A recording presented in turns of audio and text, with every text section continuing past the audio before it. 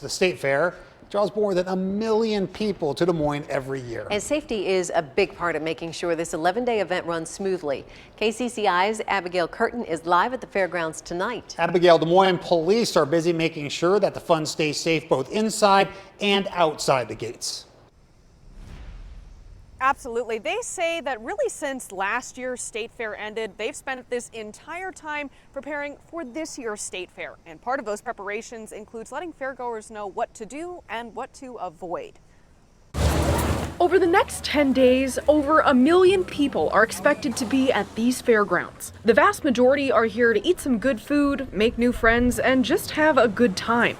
But not everyone comes with good intentions. You'd be naive to think that drug dealers aren't thinking, hey, there's a lot of people over there, I might be able to sell a lot of drugs. Sergeant Paul Parisic of DMPD says prepping for the state fair is a near constant endeavor. We prepare for just about anything that could happen when you have a huge crowd like that around. Just earlier this week, Des Moines police seized almost 13 pounds of cocaine, marijuana, psilocybin mushrooms, and ketamine, among other drugs, from a home near the fairgrounds.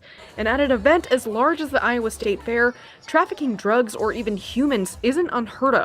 When we start looking at sex and human trafficking issues and drug dealing, you know the people who are doing that are looking for people who they can sell their wares to.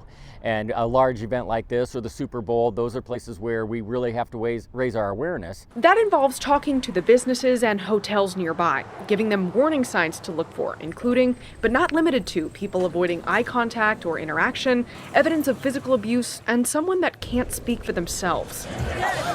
But Parisic says these warnings shouldn't scare people away. Encourage people to go out there and experience everything that the fair has to offer. There's a lot of us that take our families out there. We love it. Anywhere you have those crowds, you need to make sure that you're being alert, though, and you're keeping an eye on your kids. And just to use your common sense. Biggest thing is planning ahead. It's just about staying alert and aware.